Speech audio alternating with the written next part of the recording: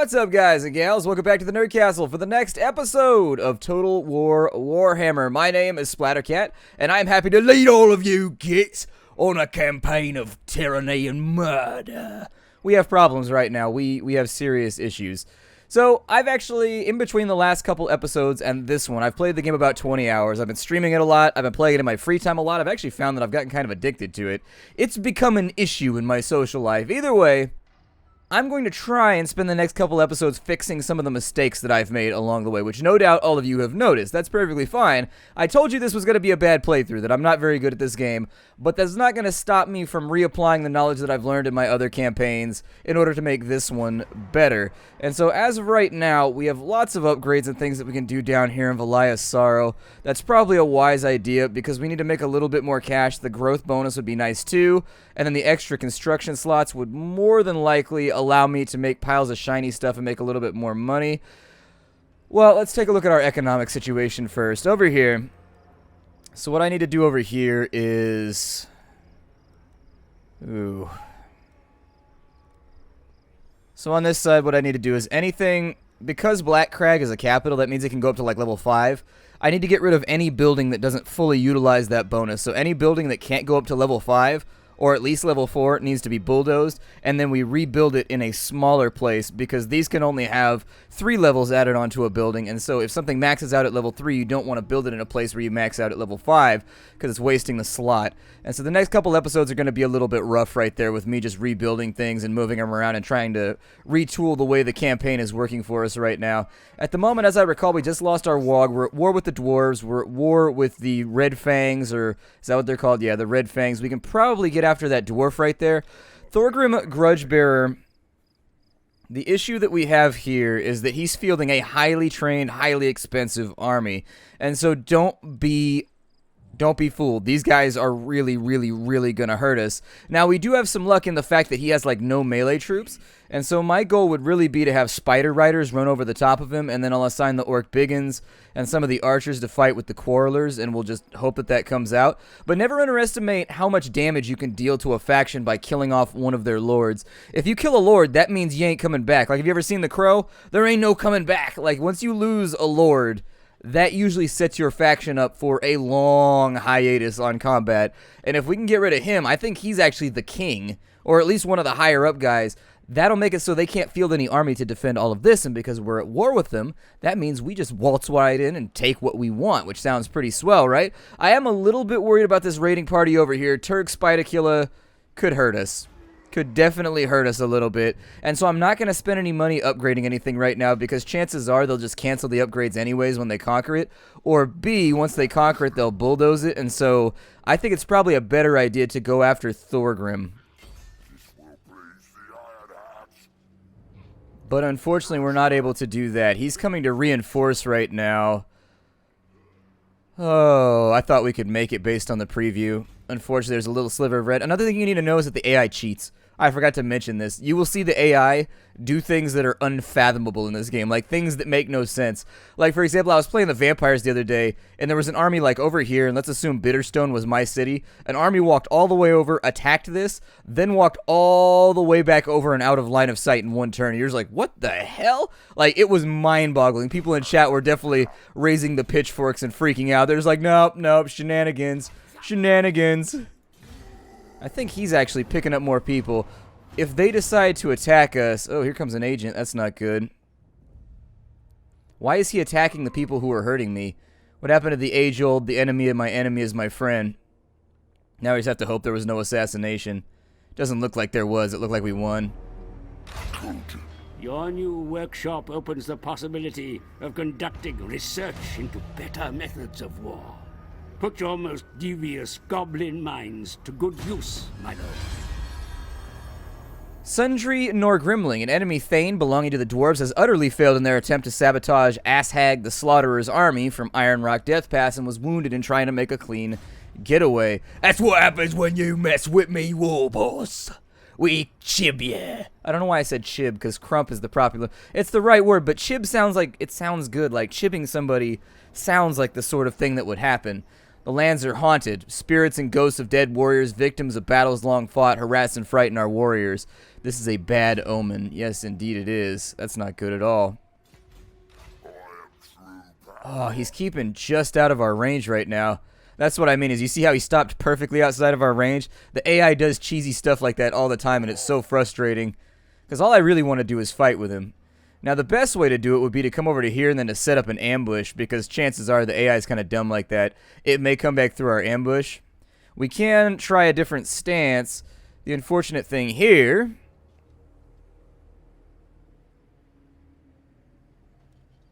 is that we can't initiate battle with most of these. So, if we get attacked as well, you start out as tired. The march stance would allow us to get to him, but then we couldn't attack. So, we're kind of stuck here trying to chase him around. On the plus side, he killed off that army that was trying to mess with us. So that's a good thing. I'm really, really not okay with letting this army escape, though. Like, if this army escapes, it puts us in a really rough situation because he's going to come back after he resupplies, but he's still going to maintain all of these amazing units that he's got over here. Now, I could have put myself in ambush mode if I had 25% of my movement left, and it probably would have got him, but it'll work for right now. Let's go up to level 3 on our, well, let's work on our technologies first.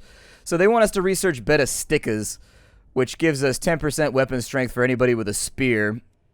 The only reason I would do this right here is because it gives us 2,000 bonus cash. And so that's why I'm 8 turns for 2,000 bonus cash. Probably not worth it in the long term. But, oh, you're not providing income? Well, maybe you should provide income. Why aren't you providing income right now? You, on the other hand, can stop providing income for a minute or two. You don't provide enough money anyways to make it worth it. They seem to be alright on this side, though. I'm glad that Iron Rock is making a bit more money. Let's take Iron Rock up to level 3 since that army has been vanquished. Yeah. Level 3 right there, so that sounds pretty good. And now we kind of just got to wait and see what he does. Alternatively, another option right now is once we get our surplus up to like 1,500 to 1,600 a turn, we could start fielding another army, and then we could just go after the dwarves in force for their territory. I am a tiny bit worried about the Red Fangs. We may want to sue them for peace so that we can focus almost entirely upon the dwarfs. We are fighting a major faction right now, so the dwarfs are actually like one of the big factions, like the Empire or the Greenskins. They're one of the unifying forces, and if we can wipe them out early right now, that puts us in an amazing position to just sweep up all the rest of the dwarvish lands and then just be cool.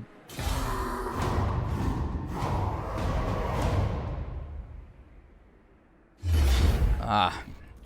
Okay, not gonna fight that one.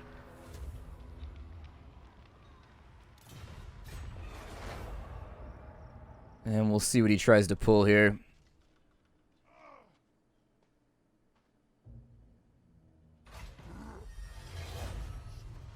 Took a little bit of cash. So a cloaked stranger from the mist-shrouded land of Albion approaches with a request.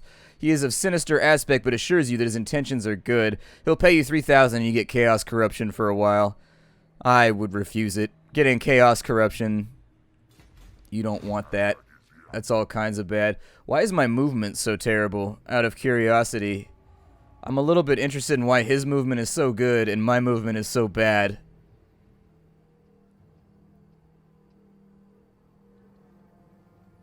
Like, why is he able to move so much quicker across my lands? No.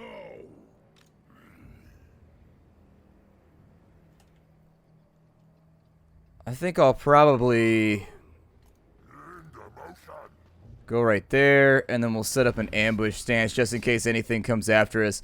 We should be invisible on the map right now. He may still come after us, but we gotta figure out why he's able. The dwarves in this game, when I was fighting them as the vampires too, it seemed like their movement range was absolutely absurd most of the time. And so it was kind of difficult to deal with. Let's bring you guys up. We need a little bit of order down here. Otherwise, oh good, the Musta fields actually do go up to higher levels, so I'm not going to have to bulldoze those. That'll be nice. I would like to go with... Actually, a lot of their stuff requires level 2 areas. It's kind of an interesting thing to have to deal with. I'll probably go with a pile of the shiny shit thing, because I'm thinking we're going to have to get a second army before too long. It's probably a smart idea to set up a second army and get it flowing at the moment, much like the proverbial spice. Yeah, that's why I didn't want to spend that money, is because now they've knocked it back down a tier, I think. Well, they damaged that right there. We'll get that fixed. On this side, we need to start taking a look. We've got Muga Neck Snapper, who's phlegmatic. Ew, he's all phlegmy. He's blind. And all these guys got problems. Character's aura size. He's humble. I'd probably take Sly Beard Taker then. And so now we've got a second army right here. And we can start getting him tooled up and ready to go, although this is going to be kind of expensive. Oh, good, we've got Night Goblins now, so that's a plus. That'll be... How do they compare with these cats right here?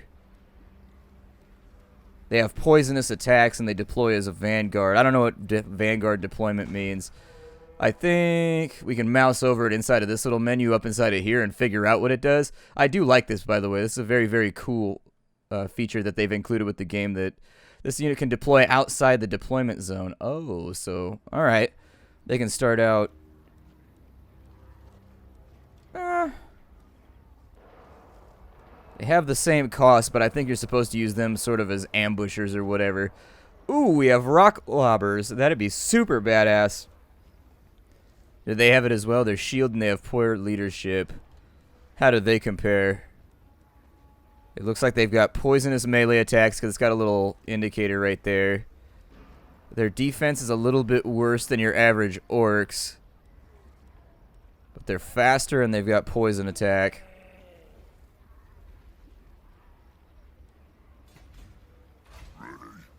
Let's wait on recruitment for a little bit. I'm going to let recruitment kind of chill for a second until we figure out how we're going to catch all these dwarves up in my territory.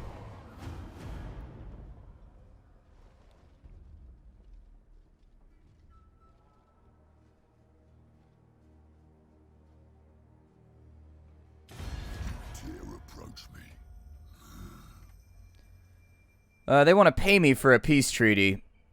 That sounds alright. I'll take it because I can't afford to fight multiple enemies at the same time. And so raiding by Thorgrim Grudgebearer is affecting our obedience right now. That's unfortunate.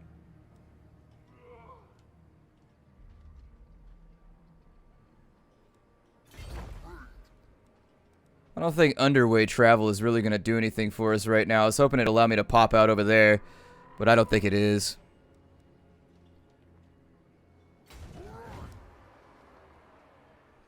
Marching stance will allow me to put into right there, which will block them off from Valia's Sorrow and at least give me a chance at fighting.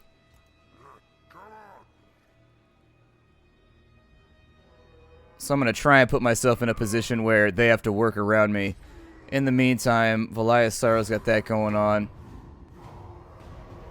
Unfortunately, the dwarves are moving so highly right now that it's difficult to figure out what exactly it is that I'm supposed to be doing to catch them. I can't catch them. They move farther than I do while at the same time attacking everything in sight. He should fall back right there. Okay, so that's good. That gives us a chance to finally kill off this army, and kill him we shall. We're definitely going to kill this guy, like 100%. We need to make sure that we murder him. So now we can initiate combat, and we get reinforced by the garrison from that side. He should be roundly hosed. You don't get to run. Sorry, pal. That's not how this works. That's not how this works. Somebody got to die for your transgression. Somebody's got to go, and you're a level 13 lord. If I kill you off, your faction takes a major strength hit. It's time to cut some beards. Let's do it, everybody. This battle is going to be really, really important for us. This battle is going to be super important because he's actually the faction leader for the dwarves. If we can kill him now, our problems are solved. Like, the dwarves are totally hosed after this fight because then we're just going to march into their lands and start taking their stuff. I'm going to start capturing and just stealing and looting and doing everything I can in order to make their lives more miserable. Now, we're going to keep these guys real, real thin right there. Put them on a little bit of a Jenny Craig diet. I want all my archers to be out front, actually, which is a little bit different from what I would normally do here. But there is a reason for that decision, and that's because they don't actually have a lot of melee units left, so being able to actually skirmish with them is probably a really smart idea. Let's get this thing started. I'm fighting a sneeze so hard right now. Oh my god, there's a sneeze all up inside my nose just being a douchebag at the moment. We need to move because they've got artillery. So, because they've got artillery, we really don't have a whole lot of time to dick around and stand in the background. Instead, what I would recommend is we're going to try and get everybody joined in combat as rapidly as possible. And then, once we've got that done, we're going to try and take out their grudge throwers as early as possible. Now, they aren't going to want to fight us very fair. Ah, they already know what I'm up to.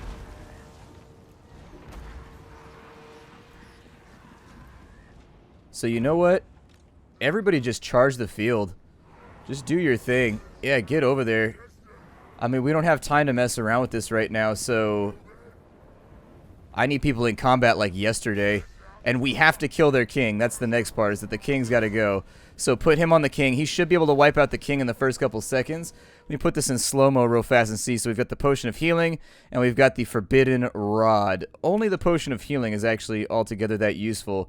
They are trying to turn the catapult right now in order to mess with me. My suggestion is going to be that we bring the spider riders in, and we just hit that like one time. Like, let them run and basically break up the fact that they're able to fire on my troops. They're going to try and shift their lines around, which means we're going to pincer them on that side, which is going to be pretty swell. What was that fire shit they just did? Oh, man, I think they just hit me with pitch or something. Either way, it was kind of terrifying. I'm going to let these guys do their business, though. We should be joining the combat over there now, and that's going to force them to basically, their flanks are a mess at the moment. I'm not that concerned about it. Get those dwarves. Don't allow them to fire at us. This is not the time. Siege weaponry in this game is pretty hardcore because it forces... definitely don't let him escape.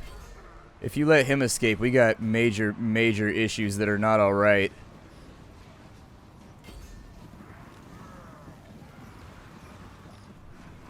Basically, I'm just going to keep the cavalry in the back of their lines right now, keeping them from accomplishing anything good. With all of my archers... The enemy lord is wounded. Good. All of my archers need to fire at all of their archers instead of firing at friendly forces here. You guys charge at whoever you're going to charge at and just kill somebody. I don't really care. This battle was going to be bad for the dwarves either way. They overextended themselves as the AI is known to do. Is he wearing a bat wing on it? He's got a dragon wing on his back. What a bamf. Up in here just telling dwarves to zog off. Be like, you little stunty gits. We's gonna crump you with me chopper. Getting up inside their business. You have to play the... If you don't play the orcs like that, I've told you. I think we should wipe them out to the last man. That's what I'm a fan of. I'm a fan of violence, murder, and mayhem here. I don't want to let them get out of here with their skulls intact. So if we can run them down, whatever, it'll take too long. I don't want to waste it. So we'll see in just a second. Actually, it says he only has 143 lost. So I don't think it's going to let us kill Thorgrim right now. We may give him a wound, possibly. We can slaughter the captives for leadership, or we can replenish our units. I'm going to slaughter for the bonus. And he is going to retreat back into Karak 8 Peaks. We got the Scroll of Power from fighting him. I'm going to strongly suggest going after him again and trying to finish him off. I think... Oh, really? Yeah, just auto-resolve it. We'll kill that army right now. That's fine. That's good for the level ups, and it's good for the valor, and it's good for the XP and all that stuff. We got a Luckstone Talisman, too. We're going to slaughter the captives one more time, and then we hit level 9, which is more than worth the battlefield engagement. I'm going to head back this way. They managed to raise a lot of our stuff. My goal in the next turn is going to be to go on out, and we're going to try and hit all of their outlying territories, and maybe actually take them. I haven't decided if we're going to steal them just yet. But we are going to get out there. We are going to cause some problems for our enemies. Let's repair our buildings. I'm leaving Sly alone for right now. This little git over here needed to go somewhere up this direction.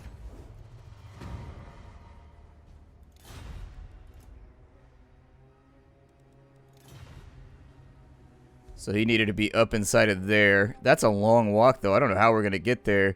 Maybe using the underway might be more efficient. I haven't totally decided yet.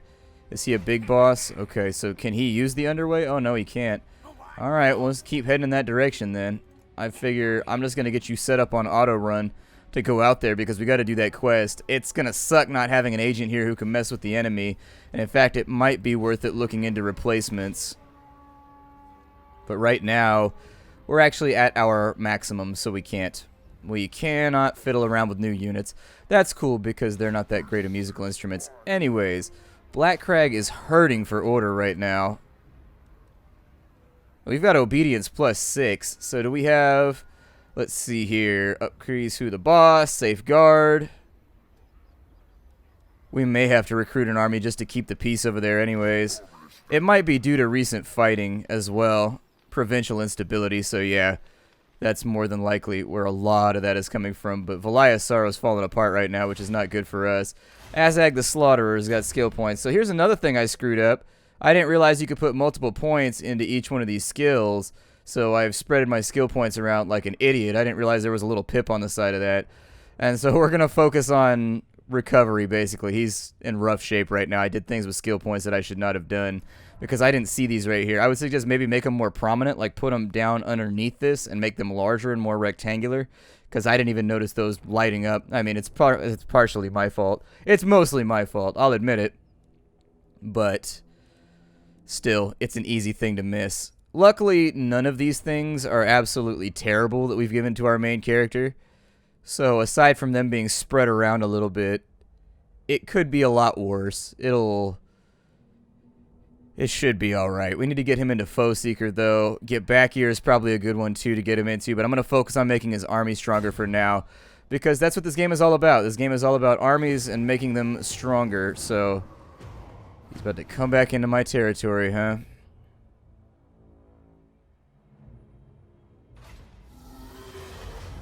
Oh, cool.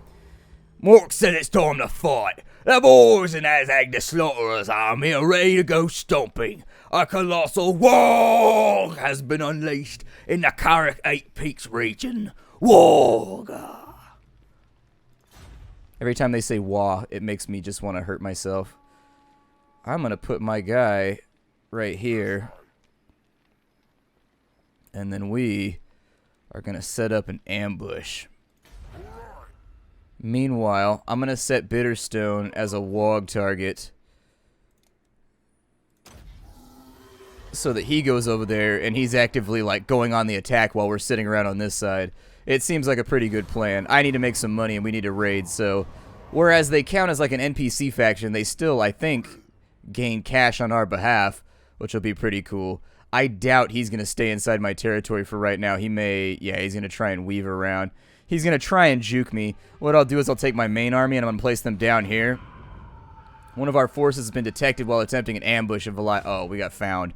Never mind, he saw us. That's alright. Oh, look at that!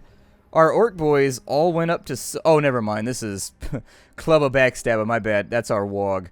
That's our Wog. Okay, so Valia's Sorrow.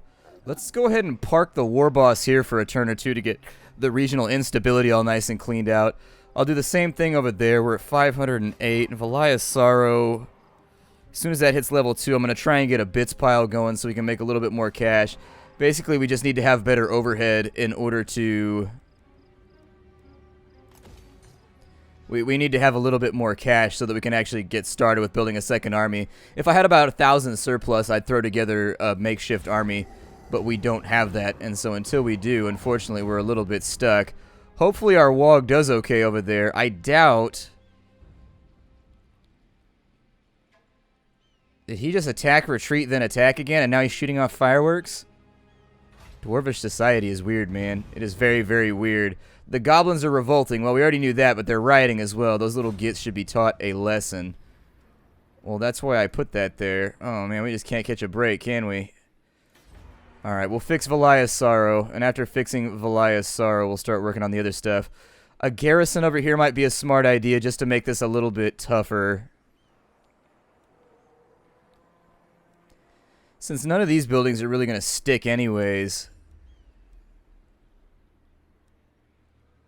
it can't go up to the level we need. Yeah, I'm going to suggest that we put in a garrison then. I'd feel better about it too, because what that would do is it'd take Valia's Sorrow and it's going to add 6 more units to the stack. That means that there's an army there that's almost like 1,000 to 1,200 orcs, which means that anybody that attacks it is going to take some attrition. They are going to take some damage. It's not just going to be like a flawless ass whooping or anything like that. Set that Wog target over there.